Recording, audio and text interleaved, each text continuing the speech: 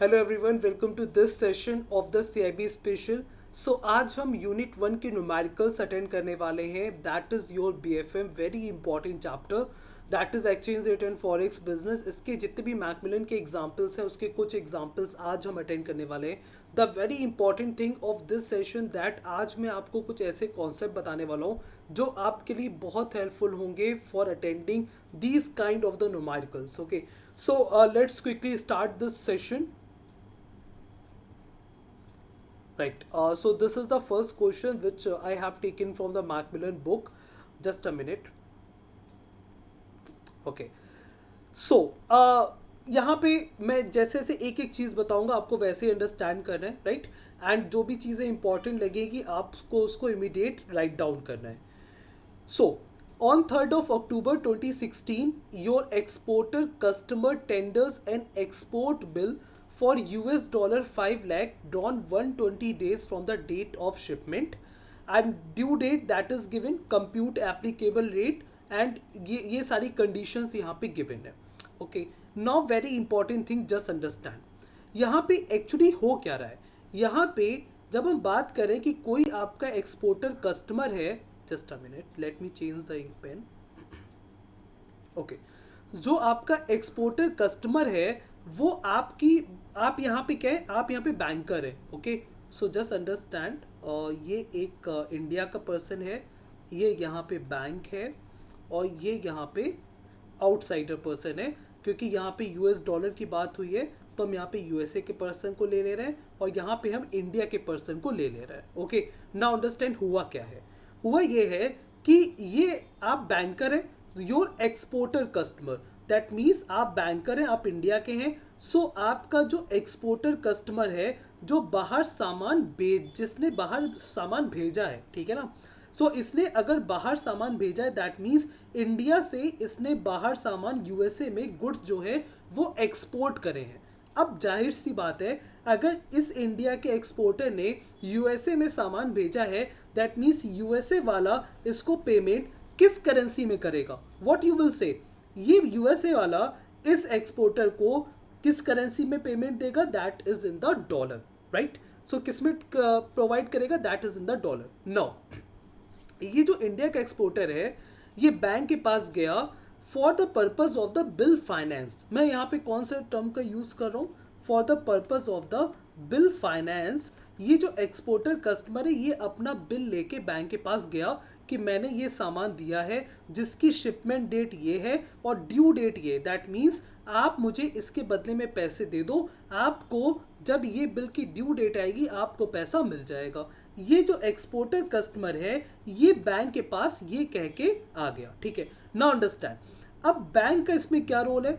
Bank को अब क्योंकि इस एक्सपोर्टर के पास कितने का एक्सपोर्ट बिल है, इस एक्सपोर्टर के पास 5 लाख यूएस डॉलर का बिल है. इस एक्सपोर्टर के पास 5 लाख यूएस डॉलर का बिल है. नाउ अंडरस्टैंड, अब यहाँ पे हम कुछ कॉन्सेप्ट अंडरस्टैंड करने वाले हैं और उसके बाद से हम जो भी क्वेश्चंस अटेंड करेंगे वो सारे क्वेश्चन हमारे लिए बहुत सिंपल हो जाएंगे. दैट मीन्स वो सारे क्वेश्चन हम एक लाइन में सॉल्व करना शुरू कर देंगे. नाउ अंडरस्टैंड, जब भी हम बात करेंगे कि ये जो इंडिया का पर्सन है, ठीक है ना, और ये इंडिया की बैंक है, जब भी ये इंडिया का कस्टमर के पास डॉलर का कुछ भी होगा, जस्ट अंडरस्टैंड द कॉन्सेप्ट, जब भी इस इंडिया के पर्सन के पास डॉलर का या तो बिल होगा या डॉलर में इस कस्टमर के पास मनी होगी, उस केस में ये जो बैंक है, अपनी इंडिया की जो बैंक है, वो इस कस्टमर से डॉलर को परचेज कर लेगी. परचेज बोलेंगे या फिर बाई कर लेगी. ओके, जस्ट अंडरस्टैंड, जब भी इस इंडिया के पर्सन के पास डॉलर में या तो बिल होगा या फिर मनी होगी. बिल कब होगा, उस केस में होगा जब ये सामान को एक्सपोर्ट करेगा, राइट. सो उस केस में बैंक क्या करेगी, बाई करेगी. एक और चीज़, जब हम बात करते थे स्पॉट रेट की, राइट, सो स्पॉट रेट में तो दो रेट होते हैं. एक रेट यहाँ पे लिखा हुआ है फॉर एग्जांपल 68.14. यहाँ पे मैं एज्यूम करके चल रहा हूँ कि जेआईबी में आपने फॉरेन एक्सचेंज अर्थमेटिक में अच्छे से अंडरस्टैंड करा है, राइट. सो और मैं इसके बेसिक और वो नेक्स्ट क्लासेस में करवा दूंगा, बट यहाँ पे न्यूमेरिकल समझना बहुत इंपॉर्टेंट है. Just understand. सो ये था हमारा 68.14/15, जिसको हम किस तरह से लिख सकते हैं, इस तरह से लिख सकते हैं। और हम क्या बोलते थे, ये बिड रेट होता है, ये ऑफर रेट होता है। हम इसको ये भी बोलते थे कि ये बाइंग रेट होता है और ये क्या होता है, सेलिंग रेट होता है। Now understand a very important thing, जब बैंक आपसे परचेज करती है, हमेशा याद रखिएगा यहाँ पे हम तीन चीज़ का यूज़ करेंगे। एक हम यूज़ करेंगे स्पॉट रेट का, ओके, और अगर बिल कुछ महीने बाद फाइनेंस होना है, दैट मीन्स हम बात करेंगे फॉरवर्ड प्रीमियम का, राइट राइट। सो स्पॉट रेट का बात करेंगे, हम बात करेंगे प्रीमियम और डिस्काउंट की, राइट।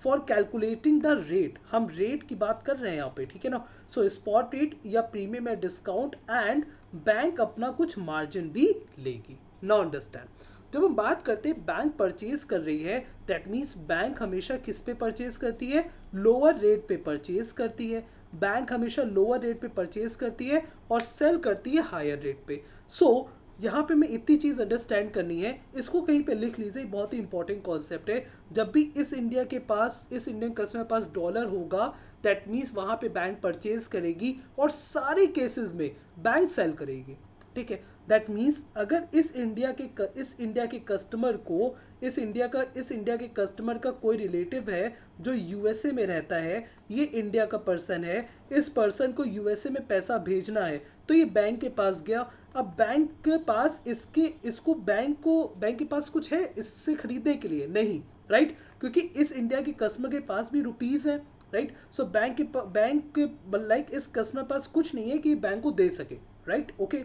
नाउ अंडरस्टैंड, इस केस में बैंक को सिंपली क्या करना है, डॉलर को बाहर भेजना है, डॉलर को बाहर भेजना है, दैट मीन्स बैंक सेल करेगी।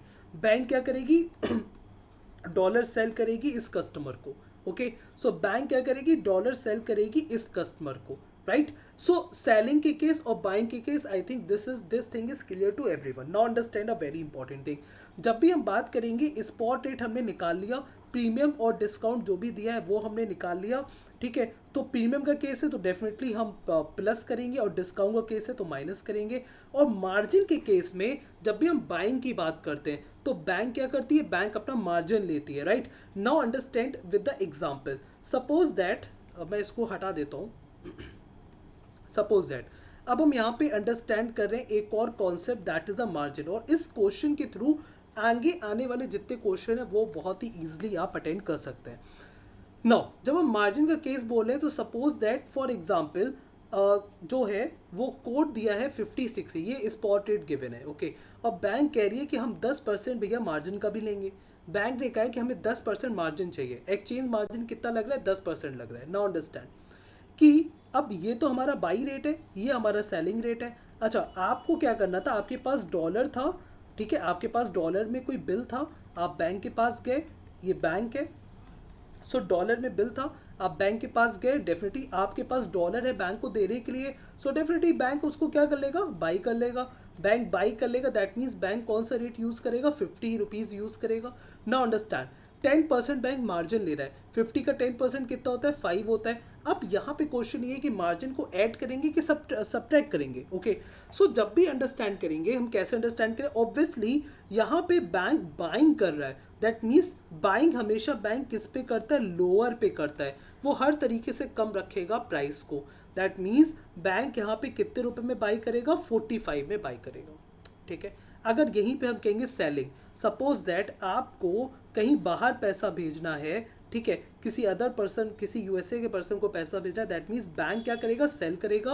और कौन सा रेट यूज़ करेगा, 60 यूज़ करेगा। और बैंक पूरी कोशिश करेगा कि बैंक आपसे ज़्यादा से ज़्यादा चार्ज कर सके, दैट मीन्स 60 का 10% कितना होता है, 6 होता है, दैट मीन्स इसको हम यहाँ पे ऐड कर देंगे। ये था हमारा बाइंग का केस और ये था हमारा सेलिंग का केस। I hope this thing is clear to everyone, okay. So मैंने बहुत ही बेसिक से एक एक चीज़ समझा दी है, मार्जिन के केस में क्या करना है और स्पॉट रेट और प्रीमियम का क्या करना है। नाउ अंडरस्टैंड, अब हुआ क्या है, हुआ ये है कि इस एक्सपोर्टर के पास जो है ये बिल था, मैं बना देता हूँ तो जिससे कि बहुत अच्छे से अंडरस्टैंड होता रहेगा, ठीक है। सो ये यूएसए का पर्सन था, ये इंडिया का पर्सन था, ये डेफिनेटली एक्सपोर्टर था, इसके पास बिल था 5 लाख, यूएस डॉलर का इसके पास बिल था, ठीक है। तो डेफिनेटली बैंक के इसके पास है बैंक को देने के लिए, दैट मीन्स बैंक इससे क्या कर लेगा, बाई कर लेगा। बैंक कितने में बाई करेगा, 68.14 में बाई करेगा। नाउ अंडरस्टैंड,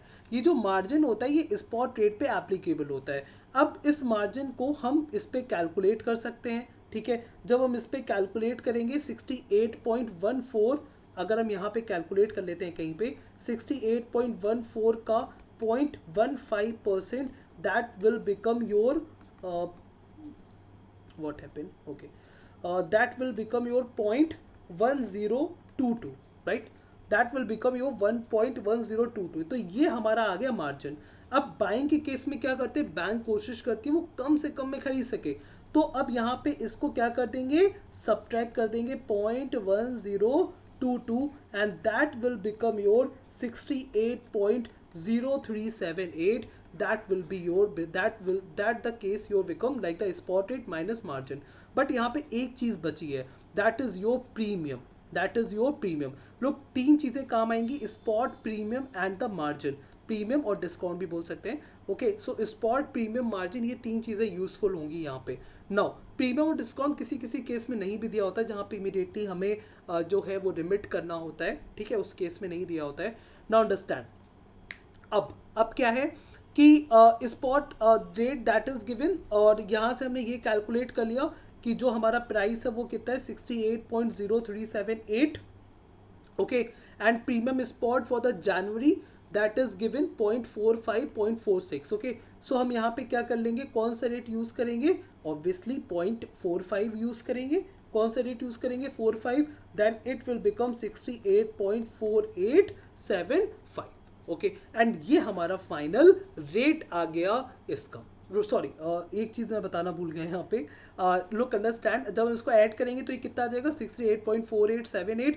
बट यहाँ पे सी पॉइंट में एक चीज़ दी गई है, that is rate to be quoted to the nearest 0.25 paisa. जब इस तरह से दिया जाए तो किस तरह से लिखेंगे, 0.25 पैसा के दैट मीन्स के नियरेस्ट होना चाहिए, दैट मीन्स 25, 50, 75 इस टाइप से होने चाहिए नंबर, दैट मीन्स ये क्लियरली डिविजिबल होना चाहिए, ओके। सो हम इस रेट को किस तरह से भी लिख सकते हैं, दैट इज 68.4875, और ये हमारा फाइनल रेट हो गया, right. So I think this thing is clear to everyone. Now understand कि बैंक को कितना पैसा देना है।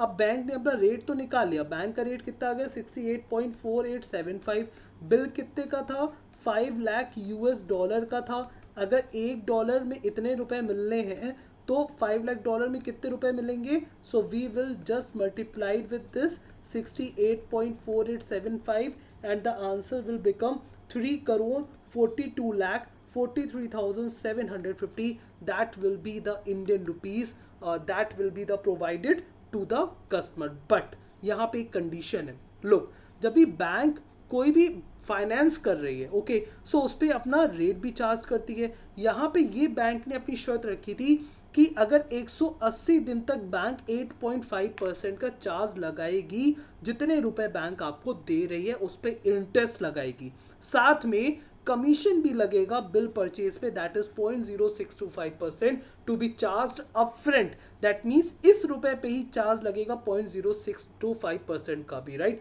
ये बहुत ही डिफिकल्ट क्वेश्चन है, इसके बाद जितने भी क्वेश्चन हम करेंगे वो काफ़ी ईजी हो जाएंगे आपके लिए करने के लिए, राइट। नाउ अंडरस्टैंड, अब हमें क्या कैलकुलेट करना है, डेफिनेटली हमें यहाँ पे इंटरेस्ट को कैलकुलेट करना है। सो क्योंकि ये तो 120 दिन में क्या हो रहा था, 120 दिन में इसका पेमेंट ड्यू हो रहा था, 120 दिन में पैसा मिल जाता बैंक को। तो हम यहाँ पे क्या एज्यूम करें कि 120 दिन बाद जो है बैंक को पैसा मिल जाएगा। सो बैंक लेकिन अपना चार्ज लेगी, दैट इज 120 डेज। अब मुझे बताओ, ये 8.5% ये तो पर एनम का दिया है, दैट मीन्स फॉर द, अगर क्योंकि हम डेज की बात कर रहे हैं, 120 डेज की बात कर रहे हैं, दैट मीन्स 365 डेज में जो रेट ऑफ इंटरेस्ट है वो 8.5% चार्ज हो रहा है। सो 120 डेज में कितना परसेंट चार्ज होगा, then you will say 8.5 multiplied by the 120 divide by the 360, okay, so the same thing you have to write here. So what we are going to write here, that is 120 multiplied by the 8.5 divided by the 365 multiplied by the 100। so ये इसकी calculation क्या आएगी, इसकी calculation आ जाएगी आपकी 9,56,949, that will be the interest charged by the bank। But bank यहाँ पे commission भी चार्ज कर रही है 0.0625%. सो 3,42,43,750 multiplied with the 0.0625 divide by the 100, that will be become 21,402. That will become 21,402. अब आपको इंटरेस्ट और कमीशन दोनों को ऐड कर देना है. दैट मीन्स इसको और इसको ऐड कर देना है and the value will become here, just a minute, the value will become 9,78,351. That will be the total interest plus commission that will be the bank charged from the customer. Okay, अब ये जो total value है किससे subtract होगी, इससे subtract होगी. That means 3,42,750 minus 9,78,350 and the answer will become 3,32,65,398. इतना पैसा बैंक जो है इस एक्सपोर्टर को फाइनेंस करेगी, इतना पैसा. ये होगा हमारा final rate. Okay, the very important thing, आपको रेट निकालना आना चाहिए, उसके बाद आप सारी चीज़ें बहुत ही ईजिली कर सकते हैं. रेट निकालने के लिए स्पॉट रेट और मार्जिन को क्या करना है, बाई करना है, बाइंग के केस में सब्ट्रैक्ट करना है और प्रीमियम को हम ऐड कर देते हैं. That's it. Okay, now understand the second numerical. Okay, so understand retirement of the import bill for the great Britain pound, ये यूके की करेंसी है, 1 lakh by the TT margin, TT buying and selling rate, उस पर based numerical मैंने previous session में करवाया है. अगर आपने वो नहीं देखा है तो आप वो देख सकते हैं. ओके, जहाँ पे मैंने टीटी के अबाउट बताया हुआ है, by TT margin that is given, ignore cash discount और प्रीमियम को इग्नोर करना है. ग्रेट ब्रिटेन पाउंड और यूएस डॉलर के बीच का डायरेक्ट कोट अवेलेबल है, यूएस डॉलर इंडियन रुपीस के बीच का डायरेक्ट कोट अवेलेबल है. कंप्यूट करना है रेट फॉर द कस्टमर. बहुत ही अच्छा क्वेश्चन है, जस्ट अंडरस्टैंड कैसे करना है और ये बहुत ही ईजिली कर सकते हैं. अगर आप मेरी तरीके से डायग्राम बनाना शुरू कर दें तो बहुत ही ईजी हो जाएगा करने के लिए. ओके, सो हम बात कर रहे थे किसकी, हम बात कर रहे थे ये इंडिया का पर्सन है और ये यूके का पर्सन है. इस इंडिया के पर्सन के पास इंपोर्ट बिल है, दैट मीन्स इस इंडिया के पर्सन ने क्या करा है, सामान को इंपोर्ट करा है. अगर सामान को इंपोर्ट करा है दैट मीन्स यहाँ से इंडिया से क्या जाना है, इंडिया से यूके जाना है ग्रेट ब्रिटेन पाउंड. और हम केवल एक करेंसी को जानते हैं दैट इज डॉलर. अगर इस कस्टमर के पास, अगर इंडिया कस्टमर के पास डॉलर नहीं है, सो इस केस में बैंक डॉलर जो है वो सेल करेगी. अगर इस कस्टमर के पास डॉलर है तो बैंक परचेज करेगी, अगर डॉलर नहीं है तो बैंक सेल करेगी. अगर इतना समझ में आ गया तो बहुत ईजिली कर सकते हैं. नाउ अंडरस्टैंड, जब भी हम बात करते हैं ग्रेट ब्रिटेन पाउंड इंडिया से यूके जाना है तो उसके बीच में हमें रेट पता होना चाहिए, इसके बीच का कोटेशन पता होना चाहिए. दैट मीन्स हमें रेट पता होना चाहिए ग्रेट ब्रिटेन पाउंड और इंडियन रुपीस के बीच का. ठीक है, अब क्रॉस रेट मेथड का हमें यूज़ करना है. What we understand by the cross rate method, जब भी, क्योंकि डायरेक्ट कोटेशन अवेलेबल नहीं है हमें ग्रेट ब्रिटेन पाउंड और इंडियन रुपीस के बीच में, बट हमें डायरेक्ट कोटेशन अवेलेबल है ग्रेट ब्रिटेन पाउंड और यूएस डॉलर के बीच में and US dollar and Indian rupees के बीच में. ओके, सो इससे हम what we understand by the cross rate method, जब दो करेंसी के बीच का डायरेक्ट कोटेशन अवेलेबल नहीं होता है तो हम एक यूनिवर्सल करेंसी की हेल्प से उनके बीच का डायरेक्ट कोटेशन निकालते हैं, कैलकुलेट करते हैं. और इसको किस तरह से लिखते हैं, इसको इस तरह से हम क्रॉस रेट मेथड को बहुत ही ईजिली लिख सकते हैं. अगर हमें इन दोनों के बीच का चाहिए तो ग्रेट ब्रिटेन पाउंड इधर लिख दिया, इंडियन रुपीस इधर लिख दिया, यूएस डॉलर इधर, दैट्स इट. नाउ अंडरस्टैंड, अब यहाँ पे हमें ये पता है 1.217. अब राइट, अब यहाँ पे हमें कौन सा रेट लेना है, क्योंकि मैंने क्या बताया, मैंने ही बताया अगर इस इंडियन कस्टमर पास क्या डॉलर है, नहीं है, सो इस केस में बैंक क्या करेगी, सेल करेगी. सेलिंग कौन सा रेट है, ये रेट है. सो 1.2185 यहाँ पे यूज़ होगा और 68.15 यहाँ पे यूज़ होगा. इन दोनों रेट को यूज़ करके what will be the calculation of this will become 83.0408. This will be the direct quotation for the your calculation. अब क्योंकि स्पॉट रेट हमें कैलकुलेट कर लिया, राइट. प्रीमियम डिस्काउंट को इग्नोर करना है, मार्जिन दिया है 0.20%. मार्जिन कैसे निकालते हैं, मार्जिन कैसे निकालेंगे, 83.0408 का 0.20% जो आ जाएगा आपका 0.1660। और सेलिंग के केस में बैंक कोशिश करती है कि वो ज़्यादा से ज़्यादा चार्ज ले सके, इसलिए ये जो रेट है ये ऐड हो जाएगा, मार्जिन जो है वो ऐड हो जाएगा, right, and this will become 83.2068। इस तरह से हम क्वेश्चंस को अटेंड करेंगे। Okay, I hope this thing is clear to everyone. Next question. Next question. On September 15, a customer request for booking for a forward contract for the export bill of the US dollar। यहीं पे रुक जाओ।